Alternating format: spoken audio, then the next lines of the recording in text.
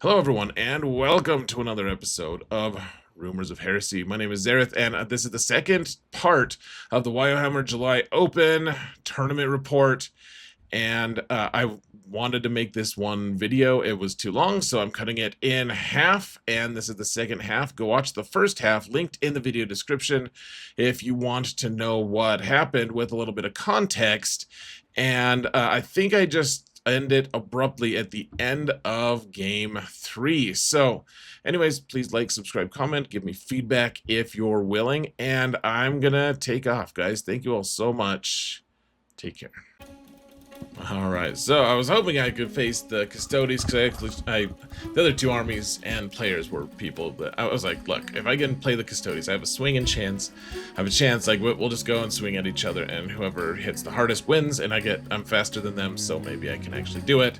And then the two like good players left, or the two best players I should say, can just take each other out, and then maybe I get to the finals and I'm able to carve out a win. Instead, I get Matthew Mortel, a really good player.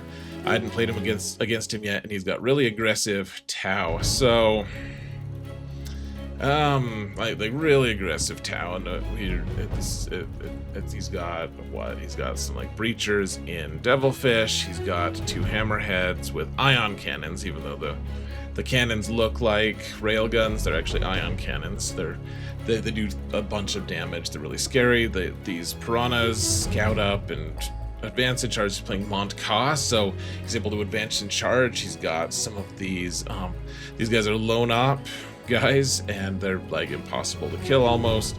A couple squads of stealth suits here, some Kroot, breachers hanging out in those devilfish, so they do a lot of damage. And then 3 units of suits. I think 1 unit of flamer suits, 1 unit of like fusion blasters, like melt-a-gun kind of guys. Farsight is leading, I think, those fusion guys, and then a squad of missile pod guys with the commanders. So lots of firepower, very mobile. Montcas means they can advance and shoot, and I think they have other things. They advance and shoot on turns 1, 2, and 3. So they're better on the first few turns than the last few turns. You can see we've got our Crucible Battle deployment, and I'm just doing my standard staging thing. We've got the Blade Guard here. They're going to go into the middle. We've got some Gladiator Lancers here, just trying to take advantage of eventual lines of fire, and then Jump Intercessors. I think Sanguinary Guard are here, 3-man Sanguinary Guard here, 5-man Jump Intercessors. We've got Van Vets in the middle here, and Scouts just hanging out on the objective. They're gonna hunker down inside of here, and so that's it. I think he gets first turn. I believe he gets first turn. Oh, this is Scorched Earth, so we're trying to burn objectives, which me getting second turn on Scorched Earth is also really nice. So he walks up with his 2 lone op suits and says, and just holds the objectives. And then he's got Pathfinders here, which he blocked, like he shot up everything. He did 5 wounds to this Gladiator, did very little to this Gladiator. He's got Piranha up here, and he's just like blocking me in, right? The good news is I can jump through things and jump over things because I'm jump packs, but everything's like the Devilfish here are both staged to get their guys out and get onto objectives. He did not go onto this objective, which was fine. Thing is, like he's just jammed me up really good. And so on my turn, what I discover is if I move this guy up a little bit, he still has line of sight to this hammerhead. And then if this guy moves up, yes, he's blocked by the piranha, but if I just go into this, onto this terrain, then I still have line of sight to this hammerhead, which, so I was able to, on my turn, the hammerheads are so important here, guys. He's deep striking 2 of his suit units. The flamer guy, the flamer suits are right here. And so he's... killing the hammerhead is really, really important if I can. Like they just do so much damage into my Sanguinary Guard or into my jump pack intercessors. Like it's a big mess. And so the fact that I was able to go in and just shoot hit, like one of them, my first shots actually just all whiffed. They just did nothing. He didn't have to roll a save. Gladiators are great at killing tanks, but for some reason they failed. So this guy shoots, and then this guy shoots. He needs an 8 on his damage. Remember, he gets to reroll one of the dice. Ends up getting exactly an 8, killing the hammerhead. Whew, big deal. Now the big thing with this mission, guys, is remember you can only score 5 primary on this, or 10 primary on this mission, and one of them is this home objective. So he had already made it, so I couldn't possibly get onto this objective without like losing a huge number of units that I was gonna need later. So and then he wanted me to come out onto this objective too, and I just didn't want to. I just didn't want to expose myself, and so instead I said, okay, look, he can only score a max of 10, and I'm only gonna like lose 5 here, so he's gonna score these regardless. He's gonna score his 10, and then when I go, I'm only gonna score 5. But it's not a huge jump. It's not like he's getting 15 and I'm getting 5. It's he's getting 10 and I'm getting 5. And so it's fine. I'll just spend a turn. I killed the Pathfinders, didn't quite kill this Piranha, because instead of shooting the Piranha, I shot this. These guys down here shot the Piranha and killed it, I believe. Like all the various shooting here was able to kill the Piranha. I think I did a free grenade with the captain, and so I killed some of his stuff, and I didn't really risk anything. The Blade Guard are all staged out right here. Jump Pack Intercessors are here, and killing that Hammerhead though, woo-wee, that was huge. That was a really big deal. So on his turn, it just goes crazy. This is a few turns in, I guess. So on his turn, he drops both of his suits, squads right here. Or at least one of them, and then I guess he rapid ingresses on his other turn. So the Devilfish comes over here, and it can advance and drop their troops and still shoot, and so everything shoots into the Blade Guard. Kill a few of them, charges with this guy, so Sanguinor comes in, like intervenes and comes in, it's just like, then I send in my Jump Pack Intercessors and the Sanguinary Guard. He's able to kill one of my Gladiators, eventually kills both of them. But I'm able to kill his Devilfish, all the Breachers, and then over here, eventually we overcome his Commander Farsight and other suits over the course of turns. And, the Blade Guard actually don't end up killing this stupid suit somehow. Which is crazy. These guys jump in and start taking this objective. So I think that's where we're at this point. Yeah, so I jump in. I killed both of his suits. I keep forgetting what they're called. Anyways, so the Dante squad comes in, kills a couple things here, just some chaff, I think, but I think he killed the Breachers, he killed the Devilfish, he killed a bunch of stuff. The Breachers are doing okay. Of course, this Hammerhead is going to take, trying to kill him, but I'm able to kill the Devilfish here, the Breachers over here. I killed both of the little suits here, the Lone Op suits, and I get onto this middle objective so that he has to make a choice here. I think this is my 10-man JPIs or something, I think. Oh, maybe, no, the 10-mans are over here. Anyways, all my stuff's kind of exposed, and it's just a big mess at this point. But essentially, the Sanguinary Guard here barely live. We get another squad of JPIs over here, and he's got some stealth suits. Is all that he's got left over here. He's got some suits over here. The stealth suits are here. The crude are over here. He's just got Farsight and a couple of his boys. Or no, I think I killed, I don't know. I think these are Farsight. It doesn't really matter. Like, I kind of just overwhelmed him. Basically, Dante comes in and just destroys the Hammerhead. And I think that's basically it. I managed to, on the final turn, jump over here. I just had like 30 seconds left. I just jumped on and burned his home objective. And I ended up winning, 86 to 68. It was a pretty decisive win, honestly. He played it well. He didn't have that much. He had like a commander suit left up here. And I think like the flamer suits. And no, I think Dante came in and killed the flamer suits as well. Like, he jumped over here so we didn't get overwatched and killed him. So I don't know. He played it so aggressively, and it just kind of played into my hand. I can't stage on this one the way I want to usually. The fact that I think he could have been a little less aggressive with his hammerhead move if he had just kept him back here. Instead, I was able to get line of sight and just take him out, and that was a huge swing. I think that was the biggest thing and the single thing in the whole game was killing that hammerhead, honestly. And then the Dante squad, you know, the typical thing, they just roll like a 1 for their advance, but then you give them advance and charge, and then they charge in and kill all the stuff, survive all the... Because we kind of had 2 battles here, then none of our stuff was supporting the other, and it just ended up working out for me. So I got the win. I'm actually in the finals, which is so crazy, guys. And we're facing, as you might have imagined, the Colin Chaos Knights, which everyone says I have no hope against, but let's check it out. Hold on. So Colin is a legend.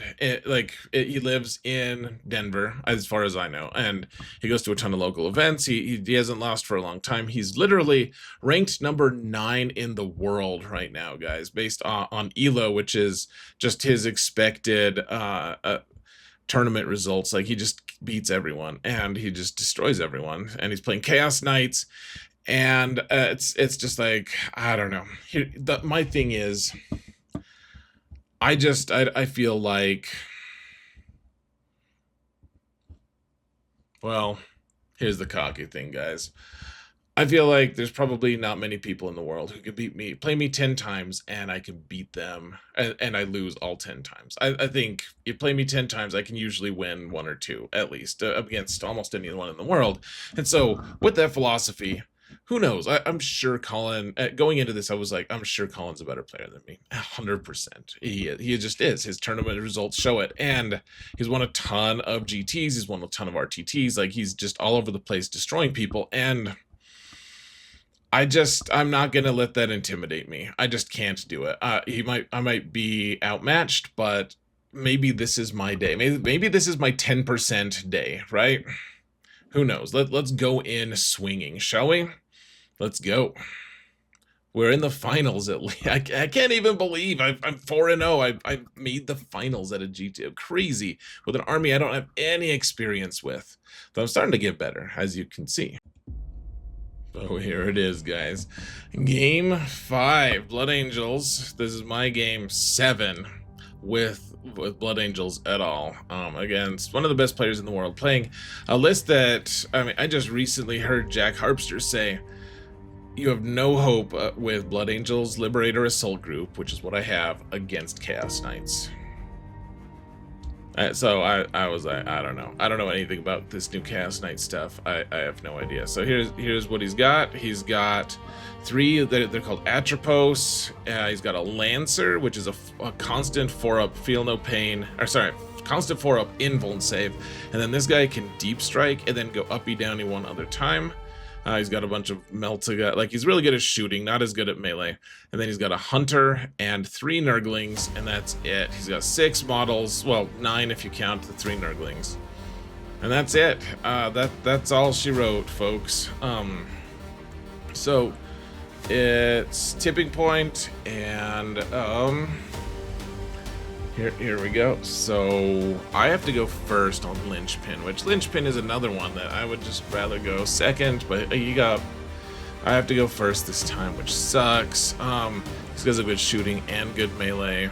The Lancer is less good shooting, more of just pure melee, 4-up invuln, and they all have 28 wounds, guys. He's deep striking his big knight, his other big knight here. He's got the hunter here. He eventually comes up over here, and so the goal here is just to score as many secondaries as I can and keep him from just running away with the game and just kill.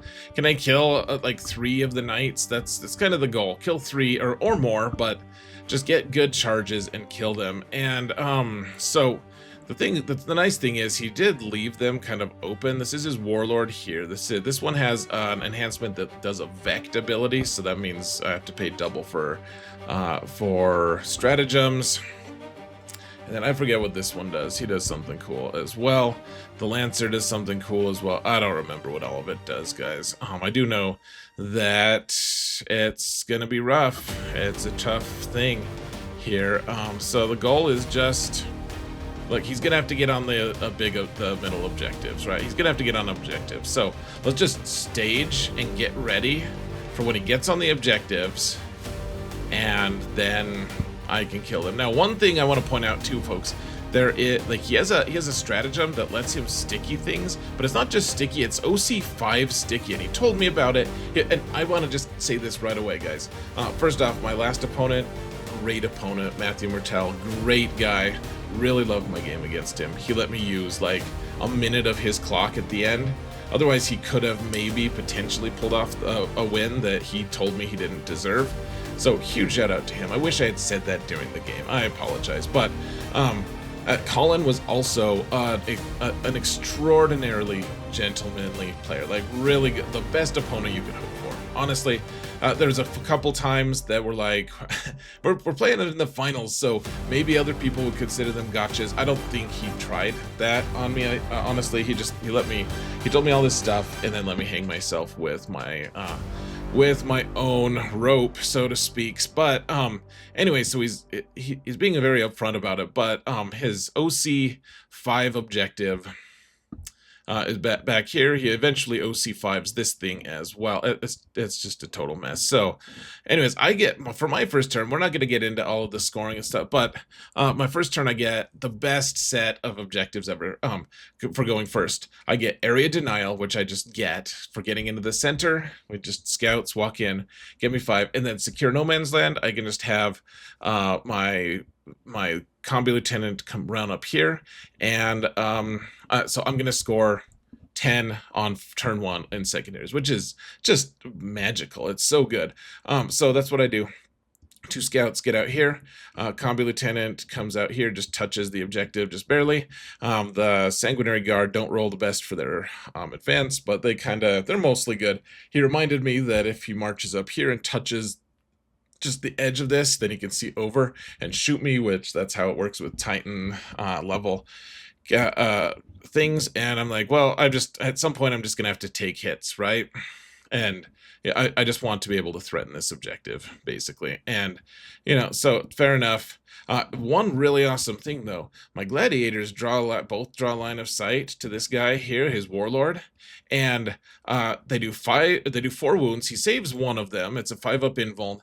The 3 of them that go through do a total of 21 damage, taking him down to 7 wounds left on his Warlord. And I forget, the Warlord does something fancy for him. I don't remember what it is, but I was like, if I could kill his Warlord, that would be great. So really cool start. Obviously he moves up and he gets assassination and no priz, which totally sucks for me, because that means he gets to kill my Combi Lieutenant for 7. So the Combi Lieutenant comes out here and gets me like 2.5 points, right? Like Secure No Man's Land, cool. In return, my opponent gets 7 points from that. He just marches up and is able to shoot him. Fair enough. But he didn't kill the scouts. He just shot 2 of them, and so I took the 2 that were out, and then otherwise all my guys are 1 inch away from the wall. I declared it at the start, so they're not chargeable. Blade Guard are just hanging out there, and we're just staged ready. And so he moves up. You guys saw, I rewound it a little bit, but he gets 2 big knights. He gets his Vect guy on there and his Lancer, and then he gets this guy and his Huntsman on this objective. And I don't think he got onto this objective. He's just like kind of looming and threatening. So cool, I guess. Okay, so then the scrum begins. Here's the problem, guys. I kind of whiffed on this one. So he's got a strat that gives -1 damage, which is really damaging to me. So the idea was Blade Guard go into the Vect guy, and Sanguinary Guard go into the Lancer, and so he's gonna have to choose between which one gets -1 damage. And so I kill one of them, and like by the charge, because I get 2 damage each, I should be able to overwhelm one of them. And so I even spent 2 points or 2 CP for being able to do lance and lethal hits with the Sanguinary Guard, and because they're vected, so I had to spend 2 for it. And so I'm like, okay, I'll kill this guy. He only has 7 wounds left. I'll kill one of these two probably and hurt the other one a lot. What ended up happening though was this Lancer totally whiffed. Just shot all of his shots and missed all of them.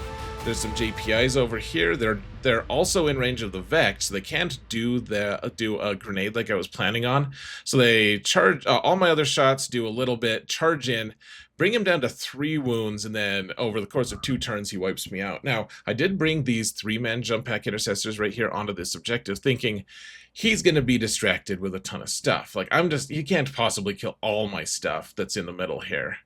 Like, these guys are just going to be safe. My jump pack intercessors probably live against his swings. Like, I'm probably going to be okay. I bring in the jump pack intercessors here so that next turn I can jump in and just wipe something out, because they do single point damage, 50 attacks, 56 with the Chaplain, and all AP 1. Like, really good profile at strength 6 with Chaplain, so they will wound on a 4+. Against these guys, like, really great profile to do a huge amount of damage to these guys. So they just go in here, and anyways, I go in and I do a couple more wounds, so 3 total left on this guy. This guy, he does the -1 damage. I bring him down to 3 damage though, 3 hit points left. The Lancer is down to what, 9, I think? I can't read that. It's either 7 or 9.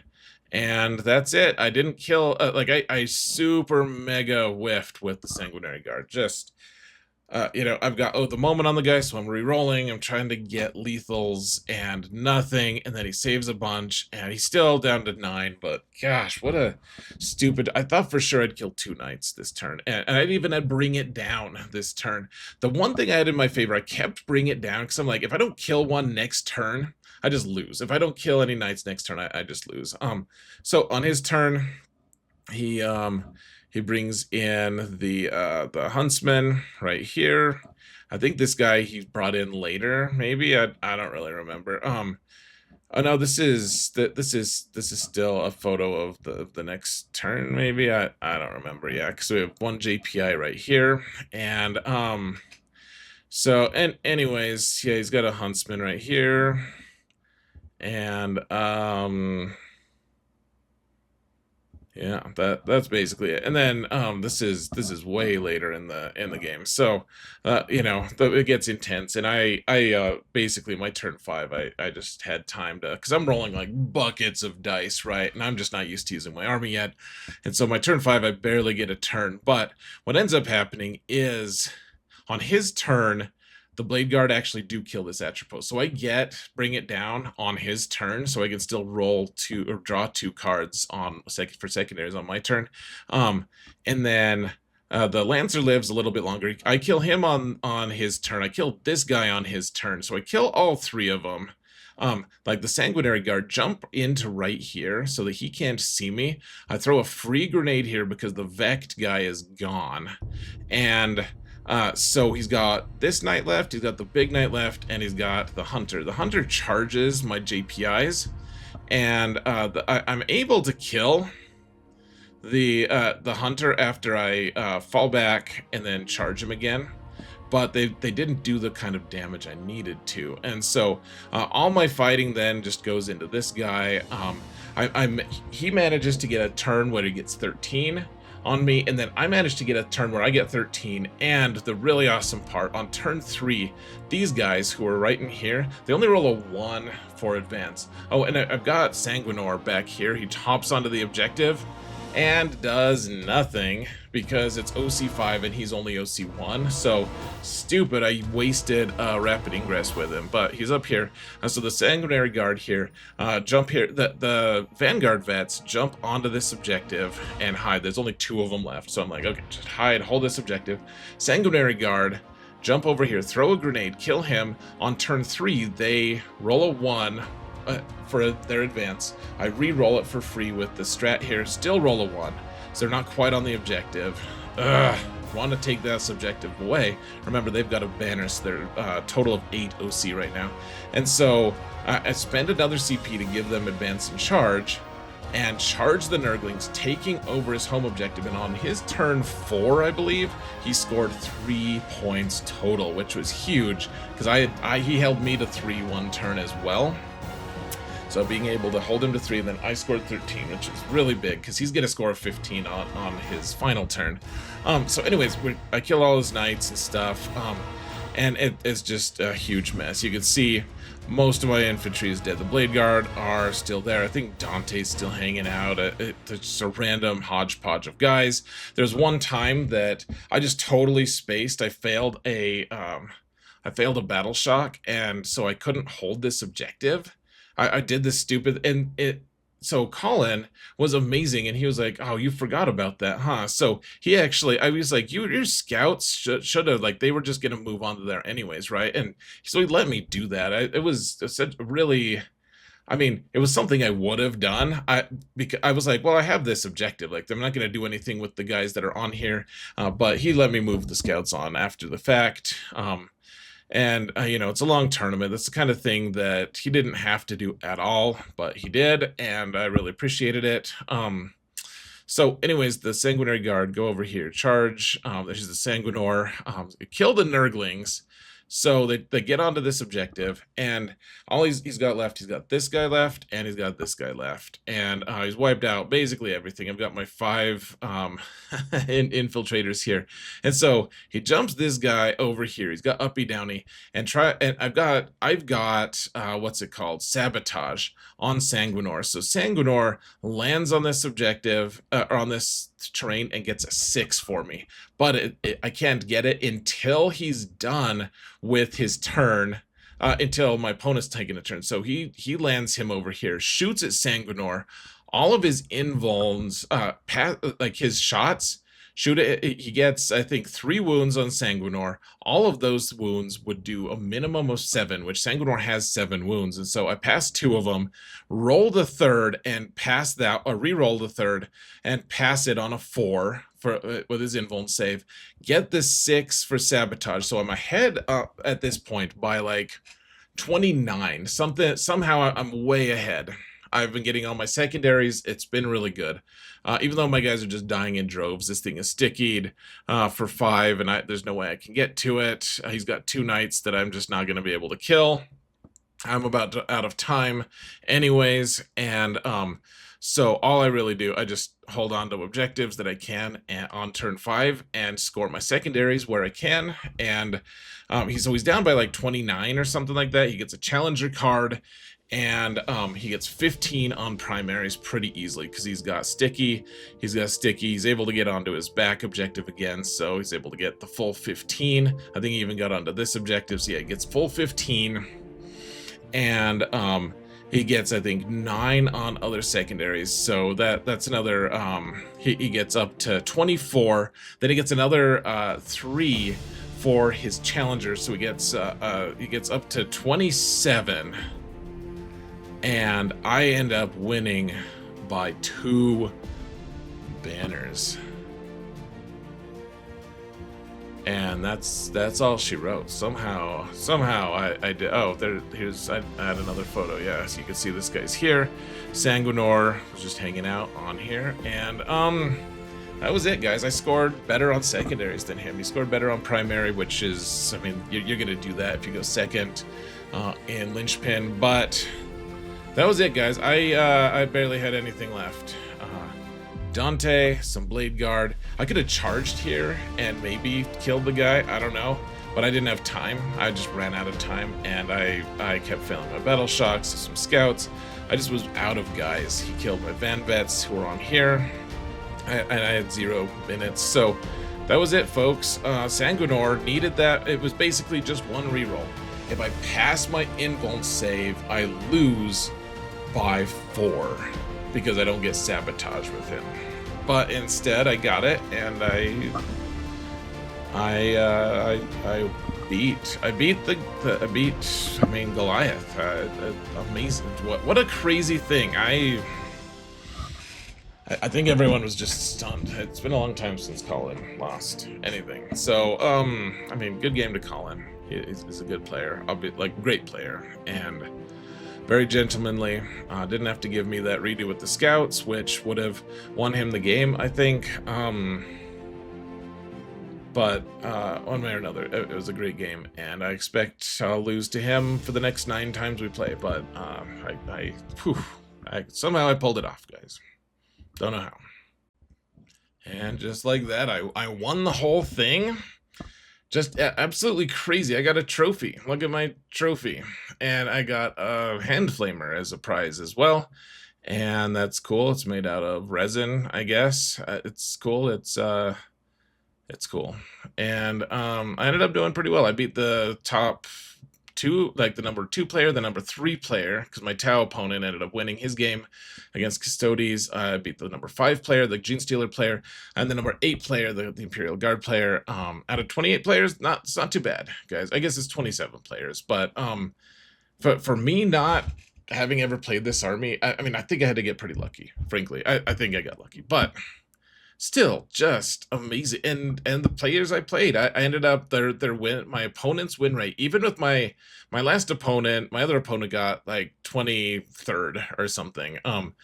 My opponent total win rate was like in the high 60%. Like they all won most of their games, if not all of their games, except for the ones that I played against. So really cool, really exciting. Here's a picture of me with the Tau player who got 3rd, and with Colin, who me and Colin forgot our trophies, but it was cool. It's a good thing. And then it's time for me to get home. So we drove home to Denver. You can see the skyline. I super zoomed in on it this time, and that's all she wrote, folks. Except I have a tournament next week. In fact, I'll be there when this is being published. I will be driving to Montana for the Eastern Montana WOG, which is a 6-round GT. I'll be taking pictures. I'll be doing some stuff on Instagram, so follow me on Instagram as well. And then we've got a GT, another one in Casper, Wyoming, which will be really interesting. I'm gonna head out there. The Denver Fight Club Open will be the weekend after that, so I'll play that. That's actually 10 minutes from my house. And then I think I'm going to go to one in Wichita, Kansas in September. And then either I'm going to the Fight Club October Open, or is on the same weekend I could go to the Las Vegas Open, which I just don't think I have the money for, frankly. And especially when the Fight Club Open is literally 10 minutes from my house. It's tough. It's a tough sell to spend thousands of dollars to go to LVO instead. But I did so well at LVO last time. Not to brag, I would like to go again. And that's it, folks. That's all she wrote. Let me know what your thoughts are on this new format for GTs. I think maybe I think maybe I'm talking a little too much for these recaps. Maybe I'm not talking enough. I don't know. But let me know. Give me feedback, guys. I would love to hear what your thoughts are. Follow me on Instagram. Come join our Discord server. Hit that thumbs up button. Do all this stuff. I really appreciate all of you. Thank you all so much for watching. And remember that if you didn't hear it from me, it's probably heresy. Take care, folks.